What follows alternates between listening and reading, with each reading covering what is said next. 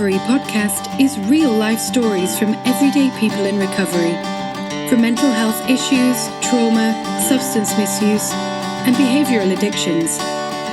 Please visit the website www.lifeinrecovery.co.uk for links to social media and a range of books written by your podcast host, Bren Coy.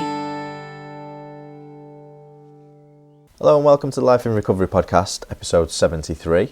I hope you're doing well out there. The Life in Recovery podcast is sponsored by Dennis Berry Life Coaching. So Dennis is a certified life coach who's been working with people all over the world for over 15 years, and he can work with anybody anywhere via Zoom. He's an expert in addiction recovery and life mastery, and he's been clean and sober himself since 2003. And he can help you with your journey through sobriety and help you to achieve inner peace, success, and fulfill your life mission, whatever that may be. If you're sick and tired of being sick and tired and you're ready to make changes in your life, book your first free consultation by visiting www.dennisberry.com and use the code words Life in Recovery to get 10% off your next 3 sessions.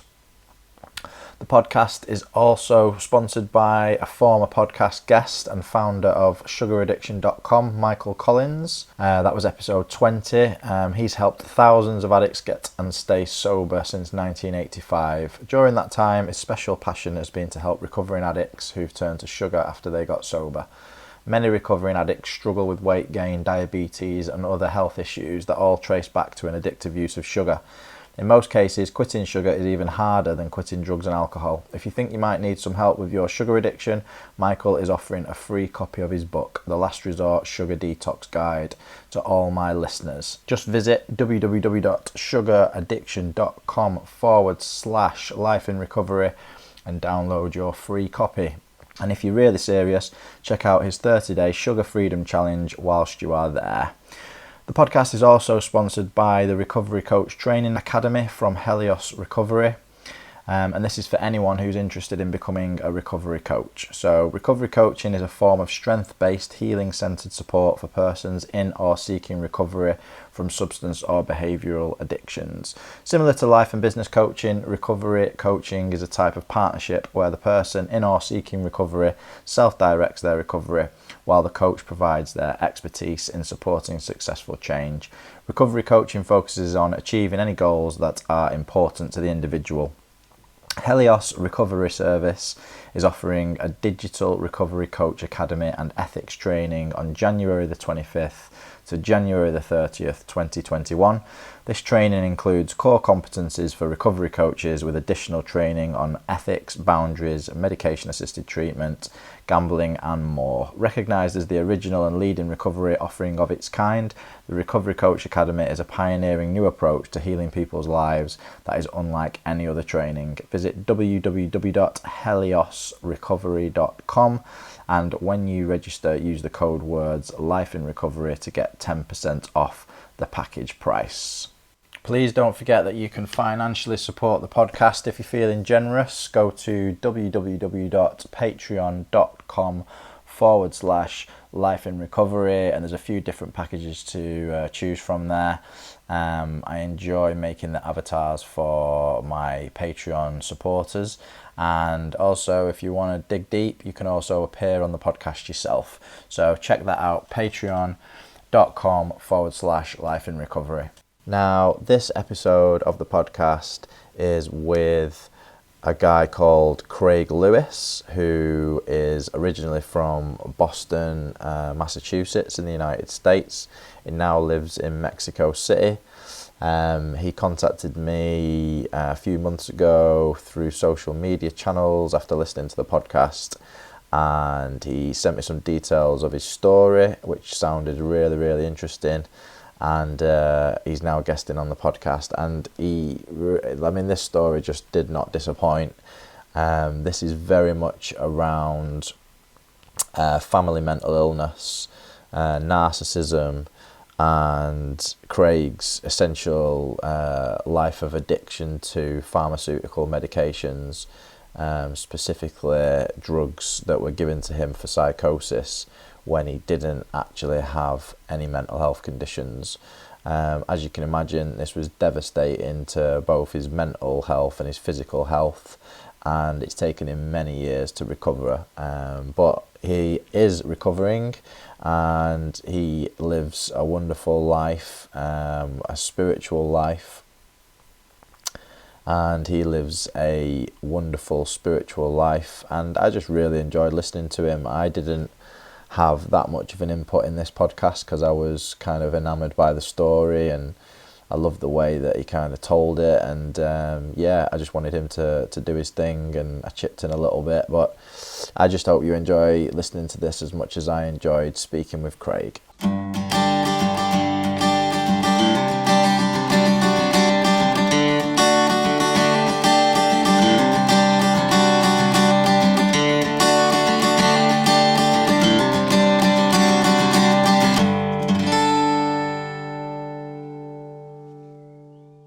I'm very grateful to be here with you today, Ren, and part of your wonderful podcast, reaching out to people around the world, sharing with them magnificent stories of recovery and the ways in which people have taken what's happened to them and transformed it into something of value, beauty, and in helping others do the same.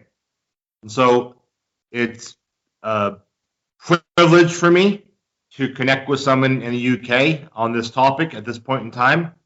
And I am deeply grateful to be here with you. So thank you for this opportunity.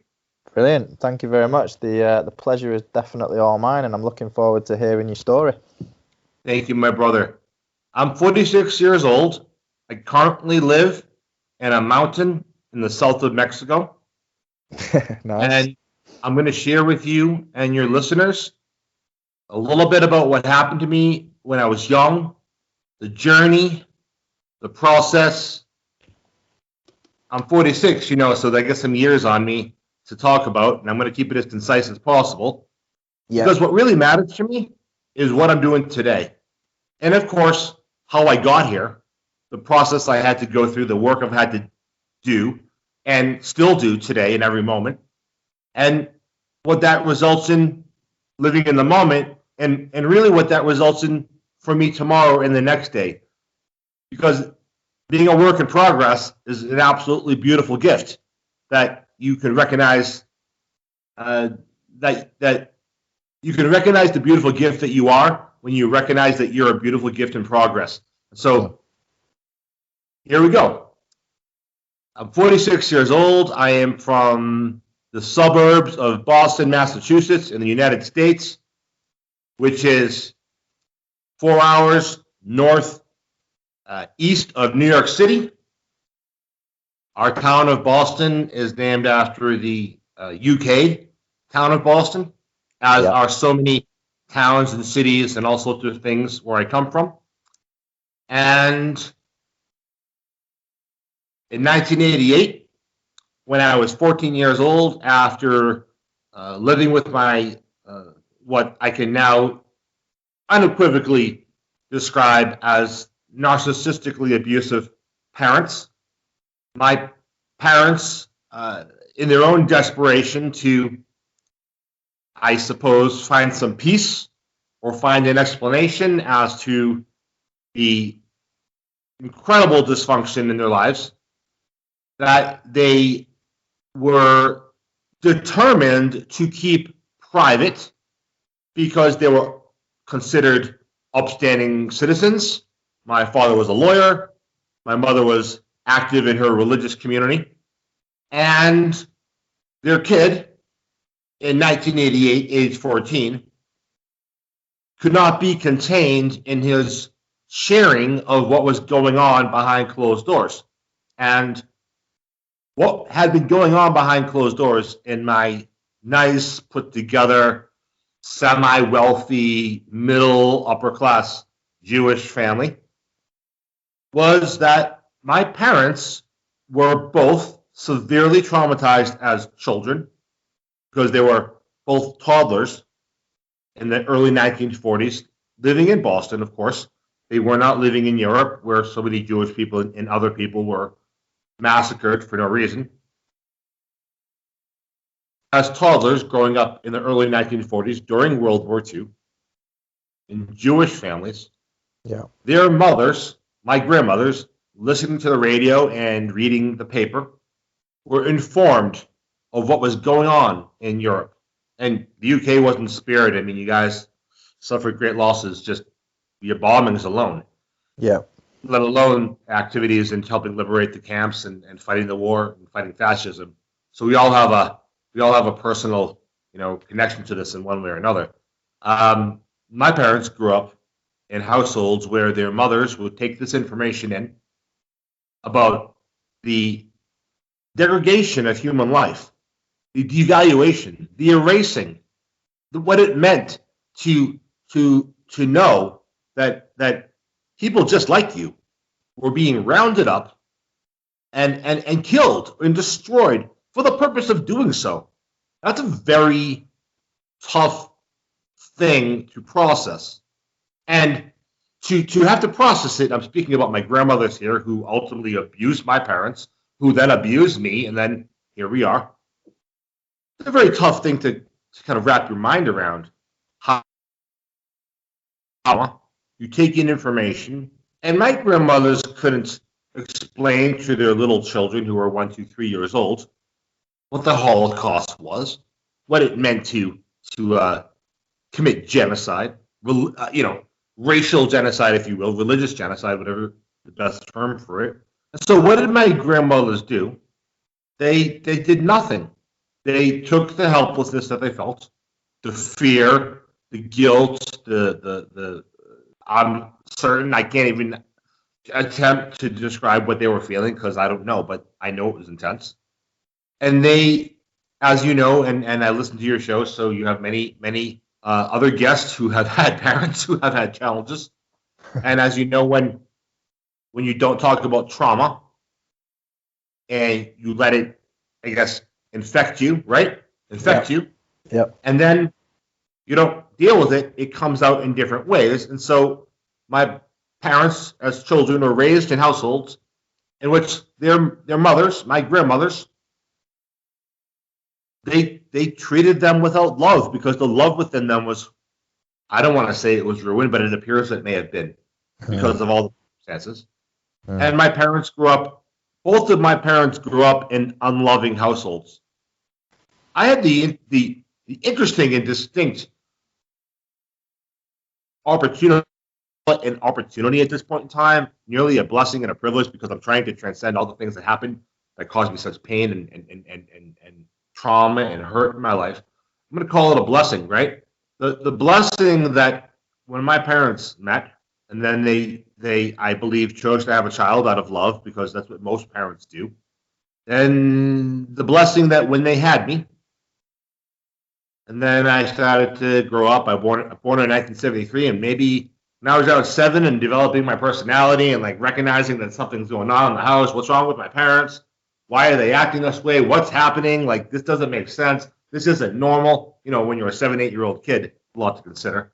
And I call it a blessing and a privilege that both my parents were abused in the same way because neither of them did anything about it. And neither of them got help. They kept it quiet, but they had this little kid, right, who was reacting intensely. And you know how it is when a young child, you hear these stories, the child has problems, the child's this, the child's that, back in the 70s and 80s. Well, there was not a lot of, looking into what the parents were doing. The kid, medicate, sick. Well, as it turns out, my parents, in their attempt, I suppose, to protect themselves, not that they stayed up at night conspiring to harm me, although they did harm me, they had to find a way to make sure that people in general who knew us, family members, neighbors, friends, you name it, had no idea that they were as sick as they were. And so after years and years of trying to get a psychiatrist and a psychologist and people like this to view me as sick, Each time being told, Mr. and Mrs. Lewis, your son is reacting to your dysfunctional behavior. He is not sick. You need help. You need to go to counseling. You're dysfunctional. Finally, after 7 years of carting me around to therapists and psychiatrists again and again and again, each time being told the same thing, ultimately they found someone who agreed with them, and I was locked away for 4 months at age 14 in a psychiatric hospital. And in this psychiatric hospital, they determined in writing via the psychiatric evaluations that I had no symptoms of any sort of mental health condition that needed to be treated, but in fact, they were concerned about my parents being abusive and my parents using their money to they shouldn't be doing regarding me and my care or my mistreatment, which is what they really invested in. Ultimately, when the doctors at the hospital could not find anything, and I'm laughing here, quote unquote, put the fingers up to do the quotation signs here, quote unquote, nothing wrong with me, and they documented it. My parents went berserk and insisted on all sorts of things, and they put me on drugs, and once they put me on the drugs, I got sick. I wish I could tell you this wasn't true. I wish I could tell you that I'm just a crazy person who has always been this way, and I have all sorts of mental problems, and I should just take my pills and all this crap. My life may be easier if that was the case. And my life is not that case. My life is that at age 14, my parents, in their desperation to protect themselves, went to great lengths to make sure that their son was scapegoated and diagnosed with mental health conditions he did not have. Ultimately, after putting him on the drugs, I was given a fraudulent diagnosis, a made-up diagnosis, called schizophreniform disorder.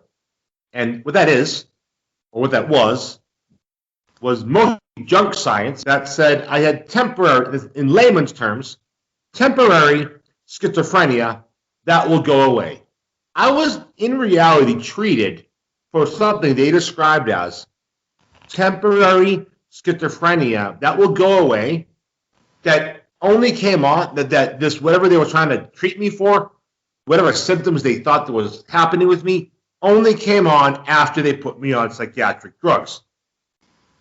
This entire thing is documented in the doctor's own writing, and I obtained all my documentation so I could speak with authority, and ain't nobody going to contest this story because they know that they can't. Of course, and I talk in a big circle so you'll understand as we go, that is in part why 3 years ago I was disowned from my family, because I was told that if I did not stop talking about what happened to me as a child, I would no longer have a family. That right there should tell you a whole lot about what that's going on. For something that happened when I was 14 years old, to then be disowned for it 3 years ago at age 43, that is right there, hook, line, and sinker, enough for anyone to make sense of what's going on, to recognize that the whole thing makes no sense.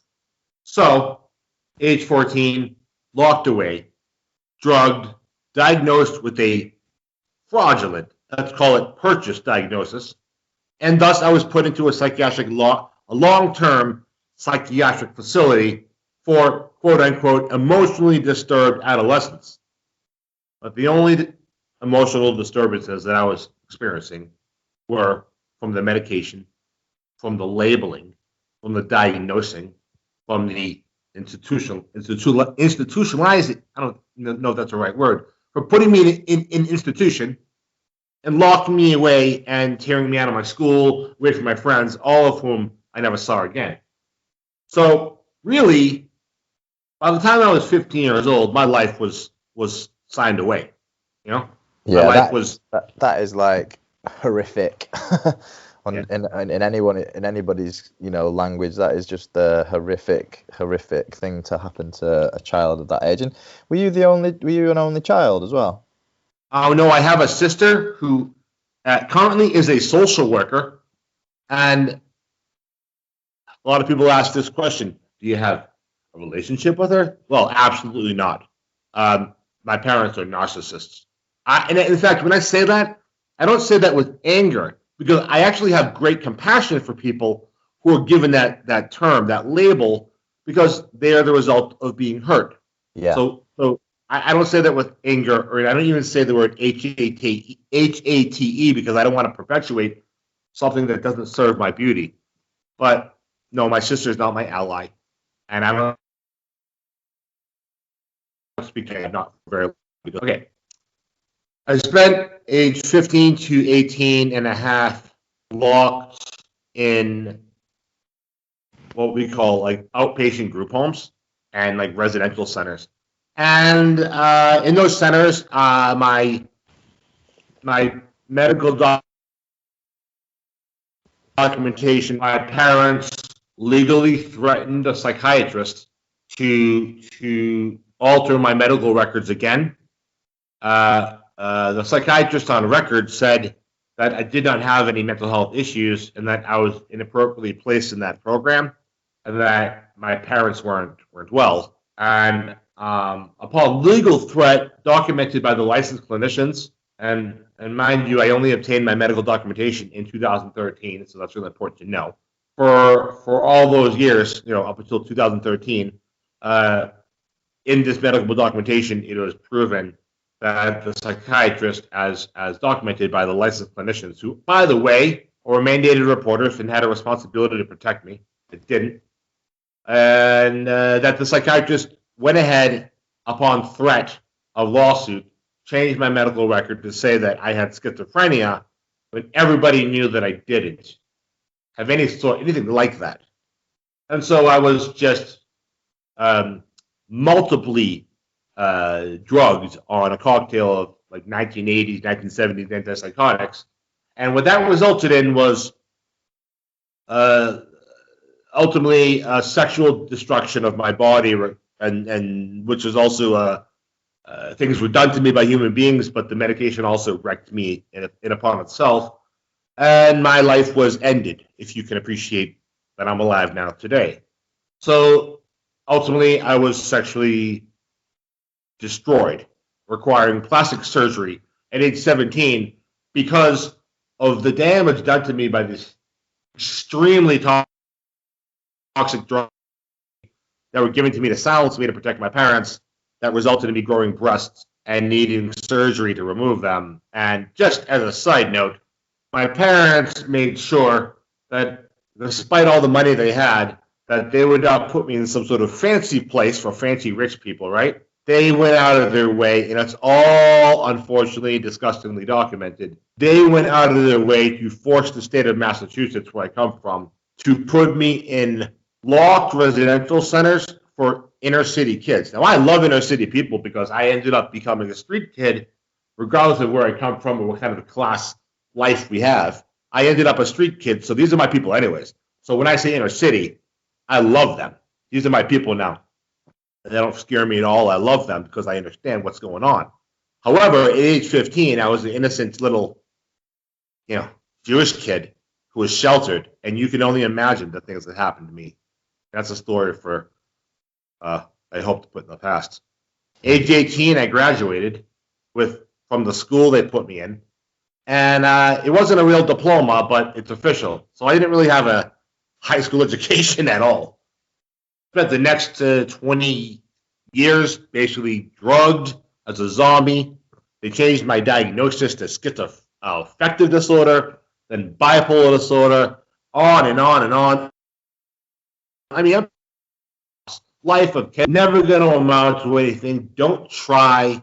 Just don't do anything. Just literally stay out of trouble. Take your pills. That was my life. That is not a life. That's not a life. Every human being deserves and is worthy of living their life to their fullest potential. And this was not the plan that my parents, for whatever reason, with knowledge of it or not, with awareness that they were not well or not, that was not the plan that they had for their son.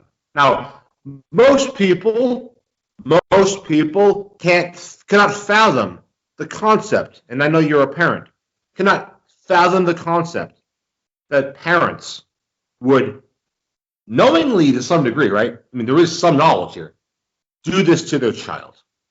But my parents did. They did. And they're unrepentant. And they're still alive. And they're unrepentant. They had to disown me. Like entire family wide. My family's loaded. Like it's crazy. Like there's so much money that between my extended family and all my relatives that there's no reason why my life has to be a struggle. But any acknowledgement of the truth is not going to be acceptable for them. So I spent until 2007 this walking zombie. And I did a lot of good stuff. You know, I was involved in my punk rock community. I still am, organizing concerts, organizing events, participating in playing in bands and doing periodicals, magazines, fanzines, being a human rights activist to the best of my ability, though I was like a walking toxic human being because the drugs made me sick. And around the early 2000s, and mind you, I'm 46 years old, so we're talking like age 30, right? Age 30 or so, I hit my breaking point because I was just out of control. I didn't know, man, I didn't know that it was the drugs that were stable. And so I just told everybody I was mentally ill because that's what I was told for all my life. Just take your pills, Craig. So I want to know why, if I was given 40 drugs over 28 years and none of them made me better. I'm not necessarily asking you this question, but just in general, isn't it like a doctor's job or a society's job to recognize when something's wrong? Do you really think, does anyone really think that giving somebody 40 pills of different sorts over the course of 28 years and they only get worse, isn't that like a sign that something's off? Yeah. Well, it never gets to the root of the problem, does it? I mean, prescribed medication is no different from illicit substances. It literally, it's a solution to what the perceived problem is, but it just papers up the cracks. It doesn't offer any therapy. There's no therapeutic value whatsoever to taking pills. It's just the means of avoiding the pain.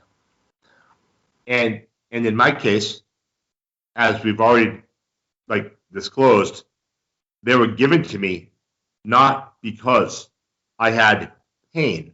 No, because your parents had pain. My parents had pain. Yeah. Well, I suppose, and also, like, you were exhibiting, as you said, as a child, you were exhibiting a response to that pain, weren't you? Which they clearly didn't like.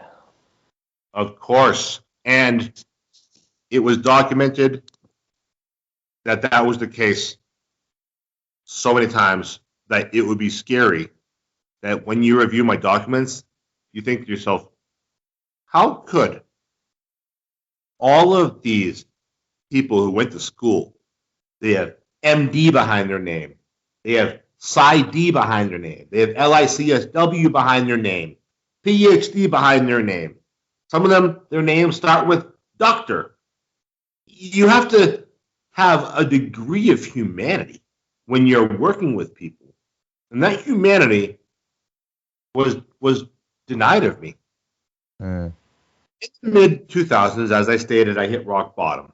Now, I have hit rock bottom 100 times. So to say hit rock bottom is, for many people, it's like, oh, he hit rock bottom and he pulled himself back up. I can't believe, oh my God. But yeah, for me, it was like normal, every few months.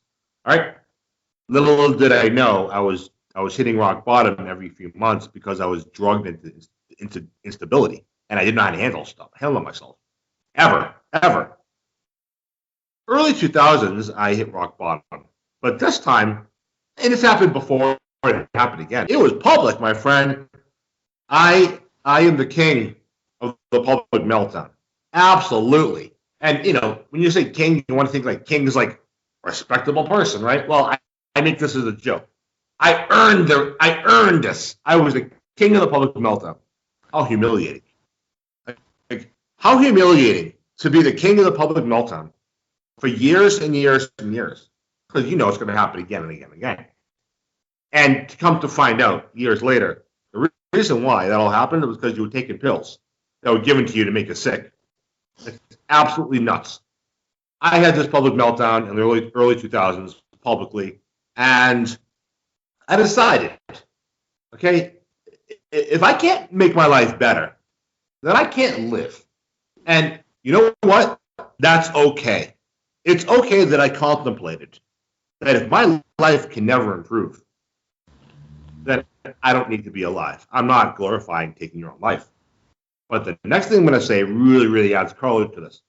If I couldn't figure out how to be okay, and the people whose job it was to help me learn how to be okay were the ones making it so I couldn't be okay, that is why I say, well, in this situation, if I took my own life, it was justified. And ain't nobody then, now, or whenever I speak about this for the rest of my life, nobody will be permitted to talk about this with me in any sort of critical way, or I should have done this. People don't have a freaking clue about what I was dealing with. You have no idea. Because you're supposed to just take your pills and go to your therapist and engage in your treatment. Well, that wasn't my option if I wanted to get healthy. And society and the mental health system, well, for them, that's foreign. That's a foreign concept. Don't take your pills. Don't engage in treatment, and maybe you get better. That's not what they teach you. So, in the mid-2000s, after all this nonsense, right, I get a new therapist. She validates me. She says, after I speak with her for the first time, and she says, I meet with her, I go to see this woman, I look her up online. You know, I don't want to live anymore, but I do want to live. I want to find a way to make it better, but it seems hopeless. I commit myself to make one last attempt. I go to see this woman. I sit down in her office. She says to me, Craig, tell me about your life. And I said, I don't want to talk about it. And this woman looks me in the eye and she says, you don't want to talk about it, you shouldn't be here. And I said, well, that's quite a good challenge. I like to take challenges. I'm a punk rock kid. Let's do it. So I told her my story. And she says to me the following, Craig, I validate you for your experiences. Your responses to what happened to you are legitimate. And if you allow me to help you, I'll do everything in my power to help you live a better life. And you know what? She did. This woman did. And when she said that to me, you know, that's a pretty good deal. You know, people go to mental health treatment, you know what I'm talking about. You go see the therapist, all this. You know when someone looks you in the eye after you hear this crazy story, and they tell you, I validate you. Your responses to what happened to you are legitimate.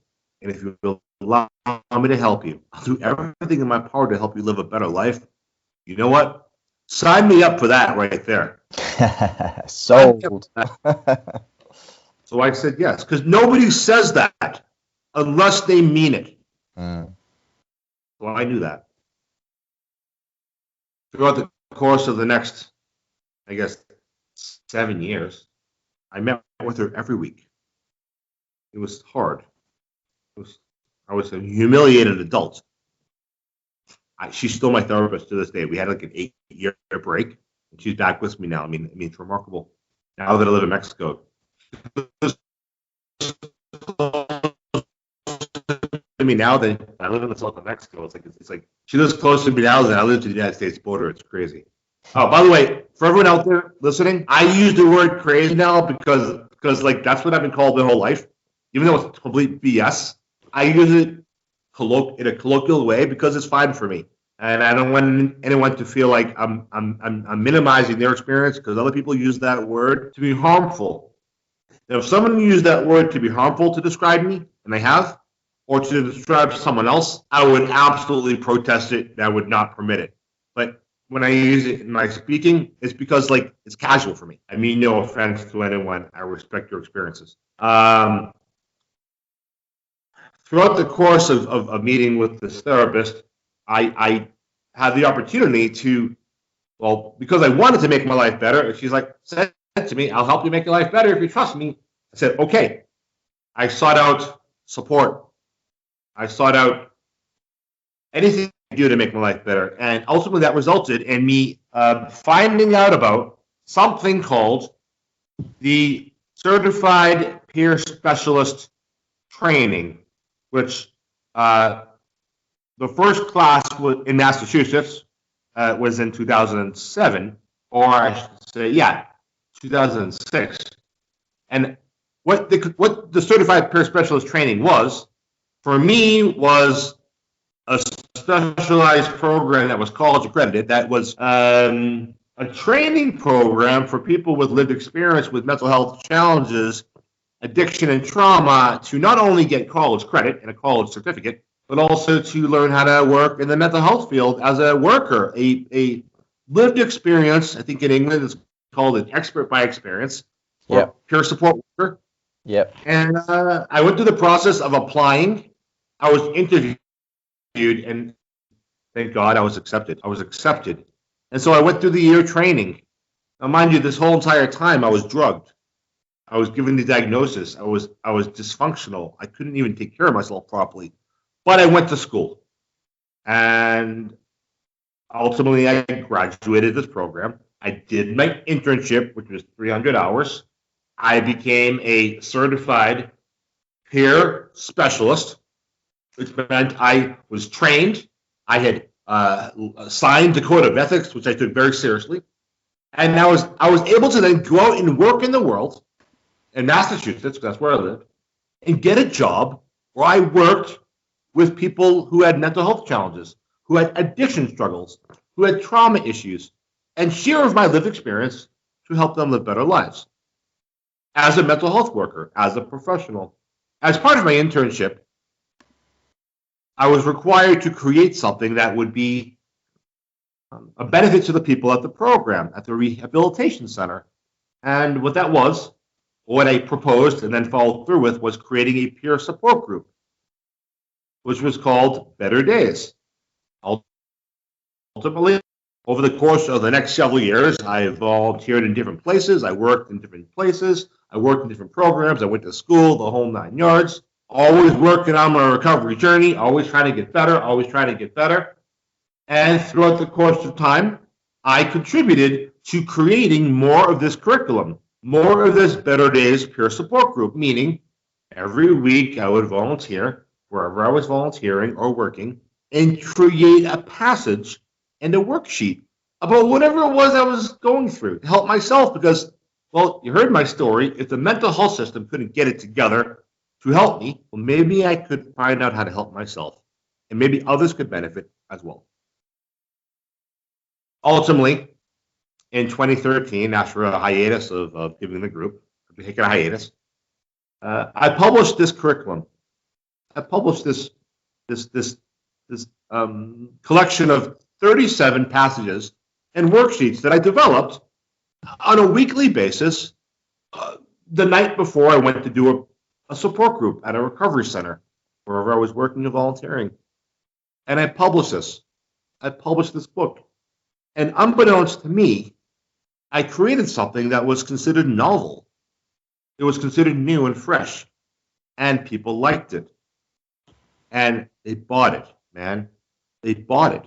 They were buying my book online.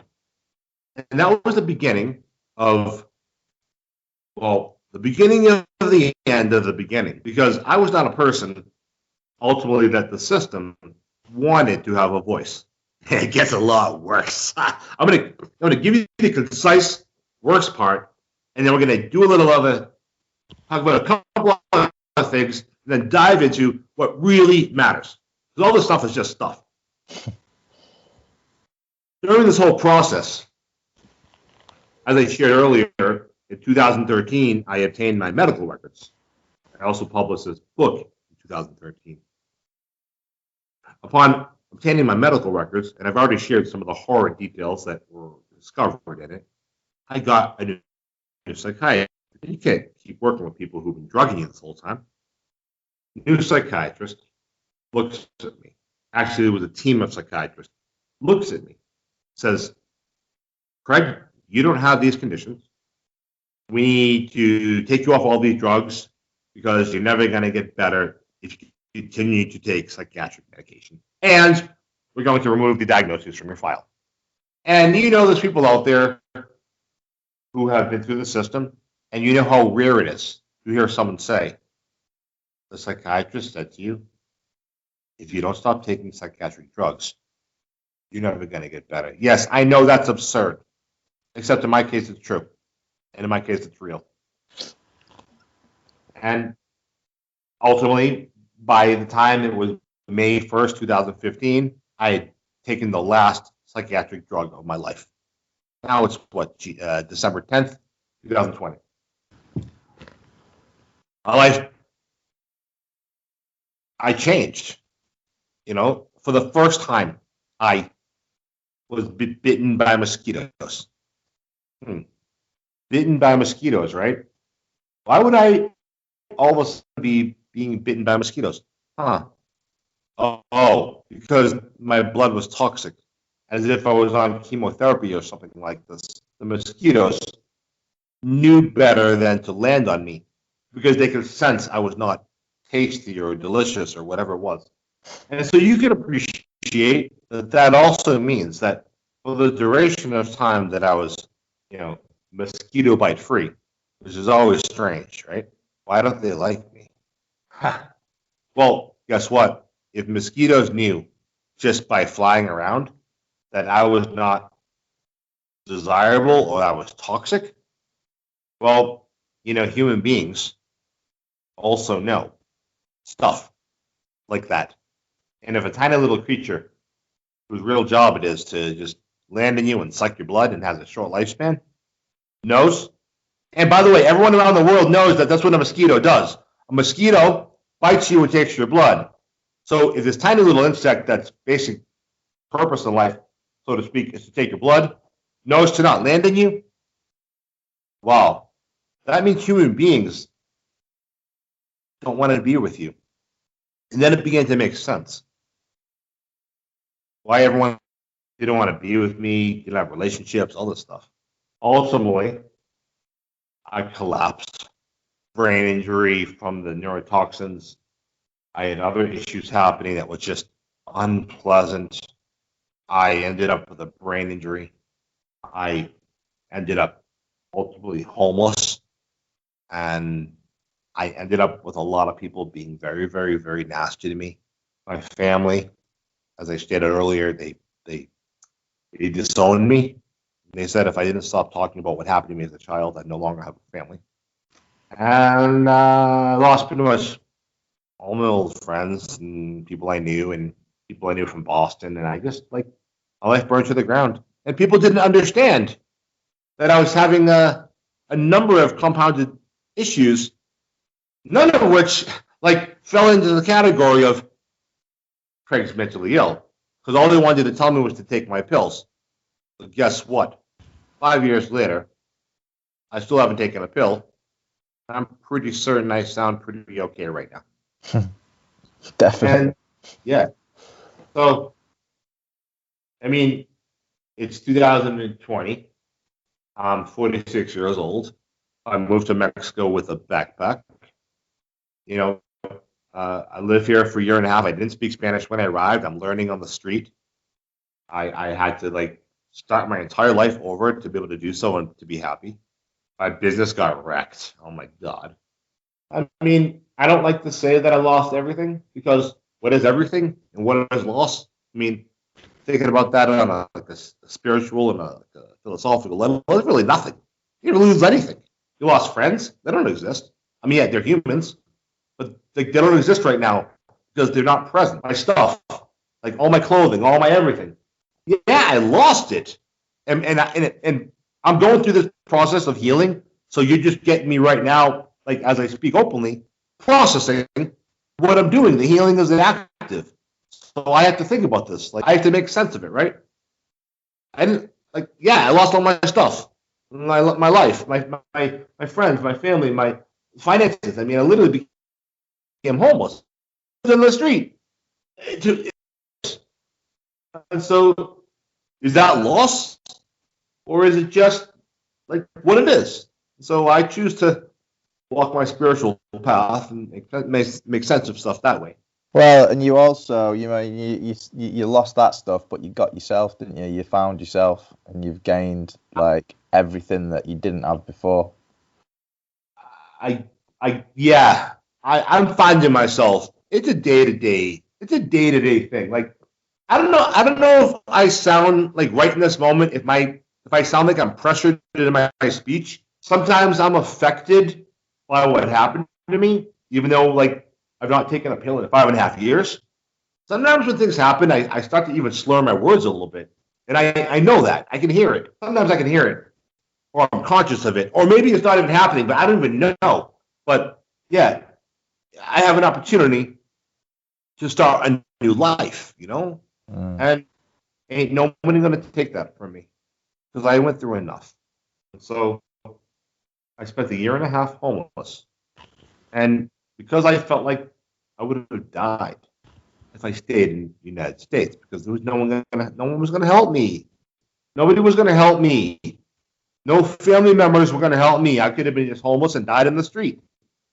I wish it wasn't the case, but that's what they wanted, for their son to die in the street, or to be arrested and locked in jail, or like be put in a long-term psychiatric hospital. That is what my family wants. You can't like go to your family for help, like when usually most people could.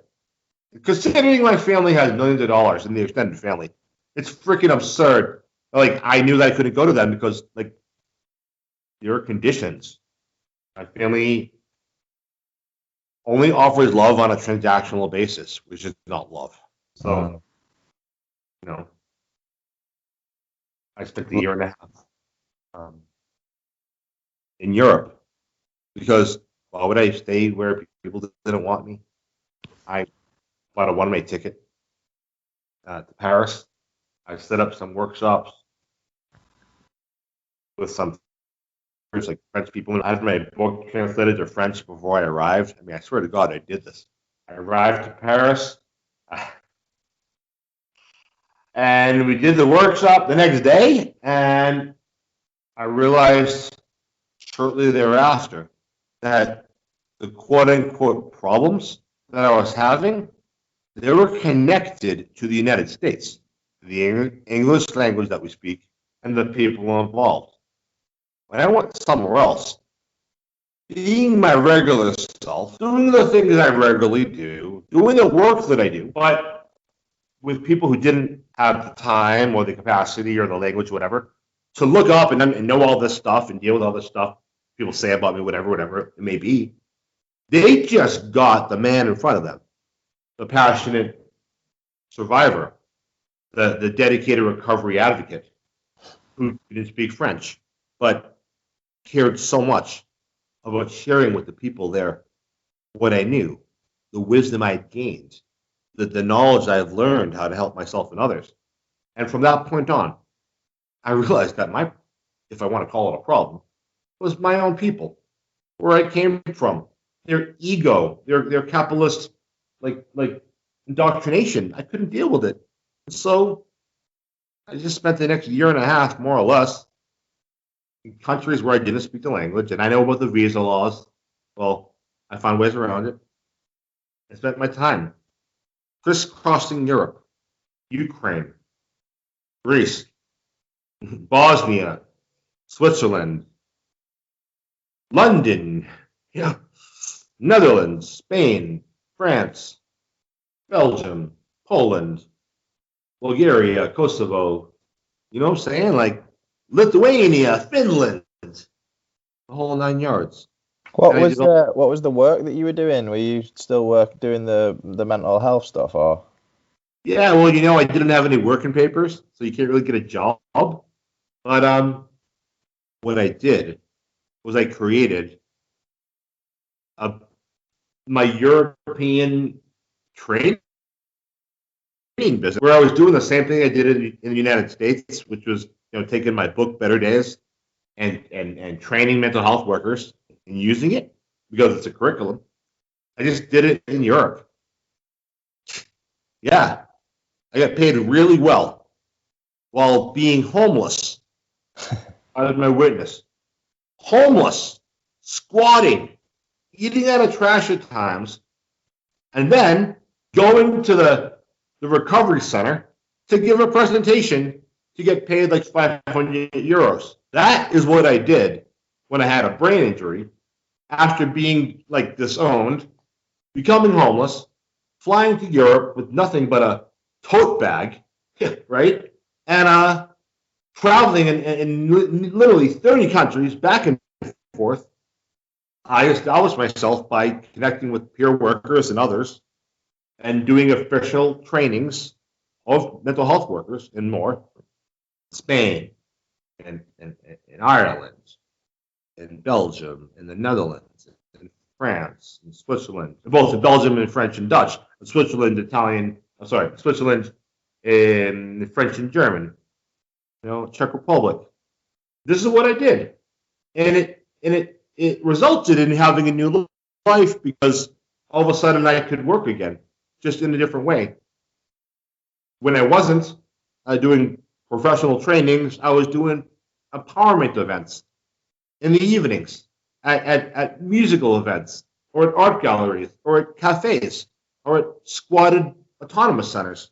And I realized that no matter what happened to me back in the United States, no matter who didn't like me, no matter who was angry at me for being human, no matter who was angry at me for choosing recovery, no matter who was angry at me for talking about what happened to me, I still had the power and the capacity to not only live, not only be happy, but to heal and to help others. And that right there, and I forget who said it, but it doesn't matter. Somebody of great value in the history of time, which is all people, said something to the effect of, healing, I always tear up when I say this, healing is taking what happened to you and helping others. Something like this. That's what I've done, friend. Yeah. What I've done. I think you encouraged me to tell the whole story. I did the best I could to keep it in a time frame, and that's what I did.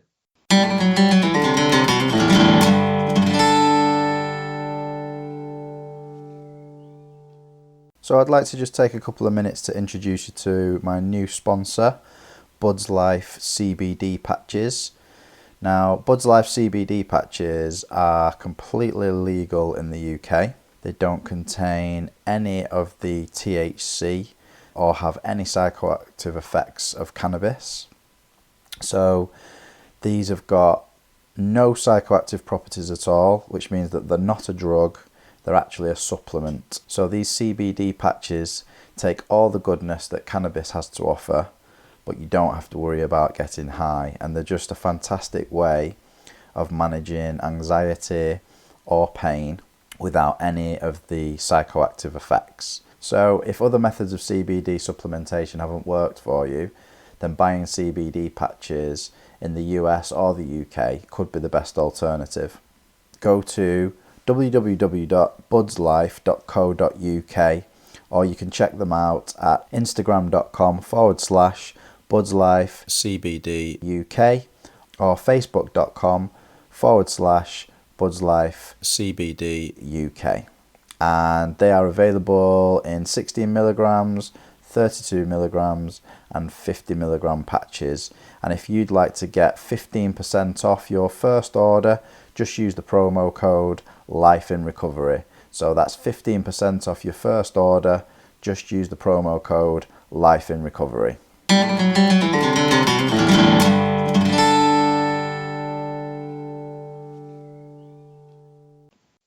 Yeah, that's a beautiful story, mate. Thank you very much for sharing that. And since Europe, you're in Mexico now. So how long have you been there for? 1 year and a half. Okay. And are you still doing the same kind of work? Well, yeah, but it requires flying to Europe because I don't want to do anything in the United States because it's not safe for me there. Yeah.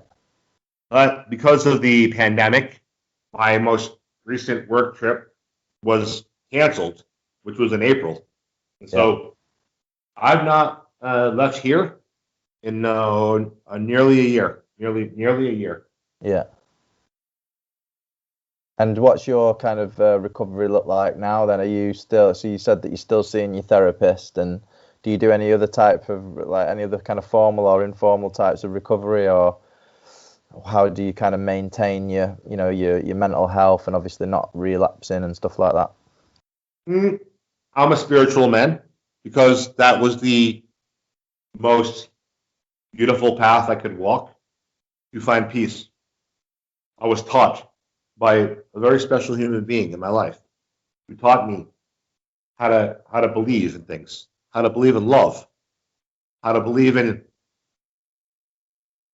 living in the moment, how to live in the moment, how to choose to be happy.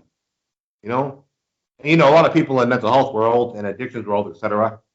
And you say to them, "Hey, why don't you just choose to be happy?" They're like, "How dare you insult my? You don't know my story." Like, yeah, I know. But so what?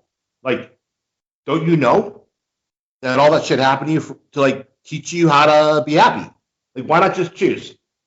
The medical system, or the medical model doesn't make much money off people getting better. Unfortunately, that's the way it is for our communities. So when someone like me says, just choose to be happy, that's not so welcome. But nevertheless, I choose to be happy, and I'm happy. So how do I maintain it? Okay, now I know your show focuses a great deal on addictions. And so I was thinking, do I just tell this guy what? Of course I'm going to, because it's important, because I think in your country it's different. So to everyone out there, and Ren, I hope this is appropriate, but I think it's going to be okay. To everyone out there who's like me, I'm from the United States, the state that I come from. Several years ago, they legalized medical cannabis. Now, I know there's a lot of issues and concerns, both in the mental health community, the recovery community, addictions recovery community, where these are big questions that everyone has a valid opinion on, and everyone deserves to be heard. So I thank you for allowing me to be heard as well. I spent a lifetime on these pills. I didn't drink. I mean, there was a period of time when I was younger. I never liked alcohol, so I don't drink. I don't never drink. Anyways, it's bad for me. Bad for you in general, by the way. That's why they call it spirits. Nevertheless, I wasn't a drug user of any sort. When I was younger, yes, but like not for many years. Forgive me, there's a cat that just came in my house, so she might come over and make some noise. Upon getting off, it's like being evident that I clearly had a neurological condition, which was brought upon by the psychiatric medication and the neurotoxins in my bloodstream, in my body. I did indeed develop a traumatic brain injury after taking all these drugs for 28 years for conditions I didn't have. And that wasn't very pleasant. And of course, I became homeless as a result because I couldn't function. And ultimately, I saw a doctor. And the doctor recommended cannabinoid treatment. And if you don't know what cannabinoid treatment is, a cannabinoid is the medical component of cannabis, which has been proven in my state, and well, in the United States in general, to have certain types of healthy, beneficial properties. I was always very much fiercely against any sort of substance that I would put into my body that would have any sort of intoxicating effect, because I wanted to be in control of all my thoughts, what I was doing, everything, to be the man I was born to be. You can't do it when you're all messed up. Well, guess what? Oh, the doctor had a very good conversation, and they began to tell me, Greg, you're not the first patient we've had who has been harmed by these drugs that you were prescribed by other doctors. And we're calling, if you try a certain sort of cannabinoid treatment, that you may have a wonderfully beneficial result. And I was like, I don't want to get high. I don't want to use anything that's going to cause me to have like a psychoactive reaction. I'll only use something that's medicinal only. Well, guess what? The doctor was very clear with me that was fine. But he thought I would have more benefit. I was willing to try something that both was medicinal and had a psychoactive component. And thus, upon receiving my prescription, which took a little time, because it takes time and money, Thus, upon receiving my prescription and going to the pharmacy, if you will, to get my medicine, if you will, this is after stopping taking psychiatric drugs for 28 years, which we know made me sick. I obtained my medicine, okay? And what happened was I went and I used my medicine as prescribed, and I immediately started to get better. I had a tremendously debilitating slur of my words because the chemicals that I was taking for all those years, when I got off of them, they affected my everything. I literally could not speak properly. And upon the first experience, if you will, of taking this medicine, which you can appreciate involves a lighter, okay, we'll put it that way, I got better. And so how do I heal? How do I manage all this stuff so I don't relapse, et cetera, et cetera, et cetera? I follow my doctor's orders, just like I did for 28 years. But for 28 years, I followed doctor's orders, and the medication made me sick. This time, I followed doctor's orders, and I got better. The man you're speaking with right now, since 2017, has, with the support and prescription and guidance of a doctor, I've become very educated on my own, has been a beneficiary of using cannabis as medicine. And it has absolutely saved my life. It has allowed me to cope with the things that have been so devastating for me. I know now, like, how do I cope? I go home if I'm having a hard time, brother. If I'm having a moment, I go to my house. I pet the cats. I sit on my terrace. I breathe the air. I pray. I meditate. And much like many people out there, when they have a hard time, what do? They go home and they take their Ativan or their Prozac or whatever it is they're prescribed. This is also like completely applicable to people struggling with addictions, people who have had alcohol issues, heroin issues, etc. Many of us are prescribed these medications to help them. And I am in the same boat, with the exception of the fact that the medication prescribed to me is something that in much of the world is considered illegal, and in much of the recovery community around the world is considered taboo. So I hope you and everyone hearing this can hear that in a way that is heard with respect for your experiences, for what you've been through, and you can also respect that this has been something that I am blessed to be healing from and with. So yeah, absolutely. I mean, I have shared many times on this podcast that I used psychedelics on a number of occasions for the same reason, to help my healing, and for my emotional and issues and mental health issues and trauma, and that's really helped me. And I've always said, like, whatever works for you is what works. I definitely don't judge anybody for cannabis use if that's what helps them. I've had a guest on recently actually who'd been using cannabis medicinally for quite a period of time, and it's just we're all unique, aren't we? We're all unique, and it isn't. Recovery is definitely not a one size fits all. There isn't just one program for everybody out there, and there are many different routes to recovery. And ultimately, the barometer for me is peace of mind. And you sound very much, Craig, like a person who's got it together. And apart from, like, obviously you're in Mexico, so there's been a few glitches with the sound, which is perfectly expected, but it's been a really coherent story, and an amazing story, really. And I'm really, really blessed that you've shared it, because it's an original story. I've not had anybody talk about those issues that you've discussed today. So, and my main mission with this podcast is to help people. So if there's one person out there that helps, then we've done our job, and I'm sure there'll be more than one person that helps, because I get enough feedback from, both locally and Thank you very much. Yeah, cool. I'm about to publish a brand new book, and I know we have limited time, but may I please read a quick passage for you and your listeners? Yeah, of course, yeah. All right, so years ago, I have this book published called Better days. Recovery workbook used in peer support centers around the world is now in 11 languages. English, of course, Spanish, Dutch, French, Finnish, Swedish, Italian, Thai, and more. And I have another book, which is called You're Crazy, Volume 1, which is an anthology of punk rock, of stories, of first-hand accounts of punk rockers from around the world who live with addictions, mental health, and trauma, and it's basically their survivor stories. And Volume 2 is going to be out this month. I'm just trying to get a little more money to finish it. It's going to be published by the end of this year.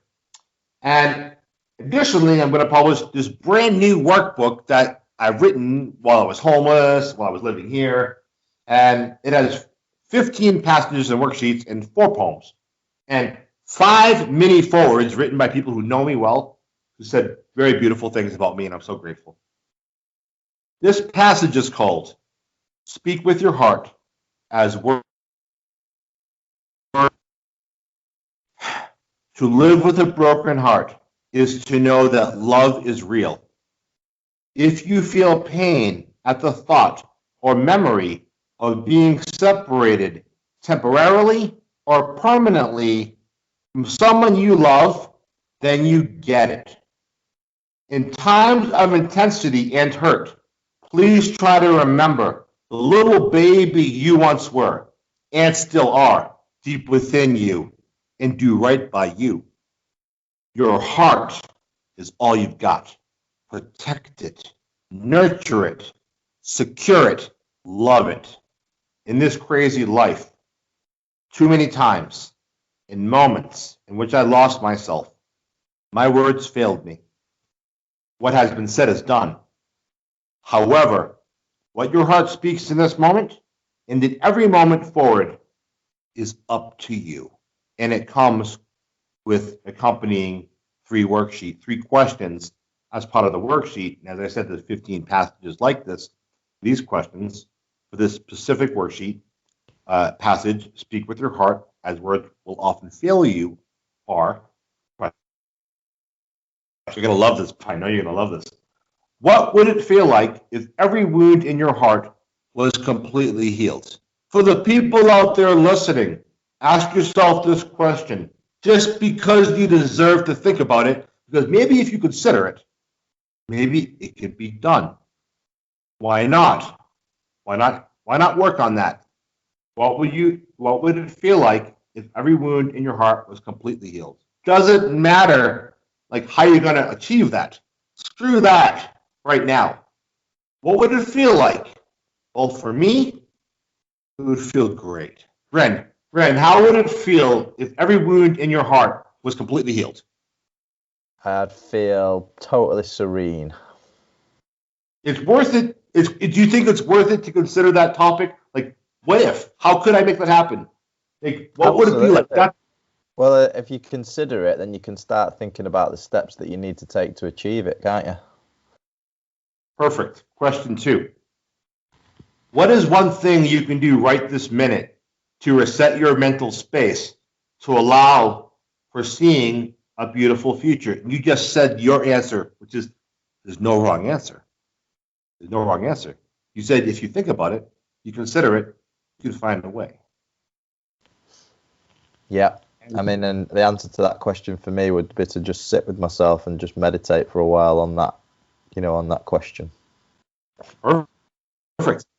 That's a perfect answer. And anyone out there who hears this question right now, what is one thing you can do right this minute to reset your mental space to allow for seeing a more beautiful future? There's no wrong answer. It can be, I'm going to pat my cat. I'm going to take a shower. I'm going to run a mile around my house. I'm going to use my medicine. I'm going to take my prescribed medicine. I'm going to call a friend. I'm going to join a support group. I'm going to meditate. I'm going to have a glass of water. I'm going to play loud music. Hey, even if it's something that someone else doesn't approve of, if you know that it's the right thing for you, and you could use that to help you get to the future, consider your options. Is it a risk? Whatever it may be. Is it okay? Do you believe it's going to be okay? Do what you need to do. And question number 3. If you could apologize to one person in this world, who would it be and what would you say? And there's no wrong answer. Even if you say, I will never apologize to this person or that person, or I will never take responsibility, or I have no responsibility, or I'm not responsible for this, that's also an acceptable answer. Or if I have so much guilt that I could never be apologized, that's an acceptable answer. An acceptable answer is, I don't want to answer this question. An acceptable answer is, like, what kind of jackass writes a book and asks this question? That's an acceptable answer. An acceptable answer is, get that book out of my face. I don't want to think about that stuff ever again. Don't ever talk to me about this again. That's an acceptable answer, because it's not about me. It's about the human being who has stuff inside them that they want to heal. And we have to allow them, by providing them the tools and the information with which to make their own decisions about their own recovery and their own life. And if they reject this question or anything about this, great. You're making a decision. You're thinking. Come back to it later if you want, or don't. Let that plant be seeded, because in the right conditions, the water, the sun, the soil becomes fertile, which is what you are as a being. Anything is possible. I'm the living proof. And that is why this book is called The Craig Lewis Guide to Surviving the Impossible. Beautiful, mate. Thank you very much for that. I've really appreciated chatting with you. I always ask this question of all my guests. So, in the kind of, in a few lines, how would what would you say life in recovery means to you? Thank you for this beautiful opportunity to share with you and your community. It is indeed an honor for me, and I am indeed blessed to speak with you and to know you all now. And to answer that question, what does it mean to me? In a few sentences, to live in recovery. To live in recovery, to me, Craig Lewis, the human being that I am in this moment, the work in progress that I am, is to choose to live in the present moment, to harness my power that I truly have within myself, like we all do, to take a hold of my future by allowing my future to be better, by owning my present moment, by knowing that there's a difference between thoughts and emotions and how you respond to them, to knowing that my emotions are connected to our thoughts, to knowing that if I can better manage my thoughts by doing whatever steps I need to, then my emotions will be more manageable, because they are extreme sometimes, because I'm a survivor of messed up stuff. That's legitimate. Of course they are. So living in recovery, life in recovery, for me, is all of that. Choosing love, choosing myself, choosing happiness, choosing a spiritual life, choosing to honor others, choosing to do my very best to make the world a better place, choosing to take what happened to me and transform it as I am. And I believe that all people have the power to do so, to transform it into human, changing, life revolutionary power. And I want to take my recovery journey. I want to take what happened to me. I want to use this to help other people. So life in recovery for me, to a very vast degree, is making sure that people like me suffer less. Because why should someone have to suffer when I've already suffered this horrendous stuff? If I've taken these lessons and I can put them into word form and then I can speak them like this, life in recovery for me is knowing that I get to live forever, that my beauty, the things that I achieved as a result of living through darkness and HELL to get to this moment, life in recovery for me is knowing that these words will be heard by tens or hundreds or thousands of people, And one of those people, if not more, will feel something. They'll think about it. It'll impact them in a positive way, and their life will be better. And then the lives of the people that they're in contact with will be better. That is, for me, a life in recovery. And I know I gave a 15-sentence response to a 3-sentence question, but I thank you for that. Thank you for that opportunity. Thank you, mate. That's great. Where can we find you online? Well, interestingly, my website's going to be up in a few weeks. And so I want to give the new website URL, but right now it's all screwy, so I don't know your timeline. What is your timeline, my friend? Well, this will be published probably within a week or so. So, I mean, what I can do is, if you just want to email me the web address when it's ready, and I'll put it underneath the podcast in the show notes. Perfect. That's what I'm going to do. And for anybody who's interested in any of my books, that are days workbooks, that's in 11 different languages, the You're Crazy Volume 1, Punk Rock Anthology Storybook, and the new one that's going to be out, number 2, this month, the Craig Lewis Guide to Thriving the Impossible, and all the other stuff we got going on. Email me, punksinrecovery, punx.in.recovery@gmail.com, and you can find me there. Ask me all the questions you want. I'll send you all the information about how to order my books directly.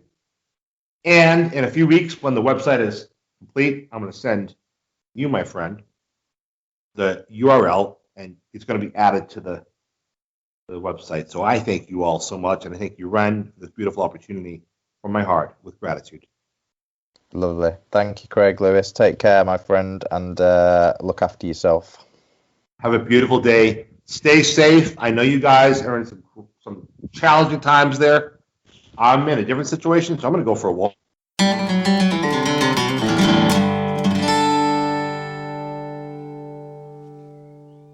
Thanks for listening, and if you've been affected by any of the issues discussed in the podcast, please see a range of mutual aid organisations in the show notes.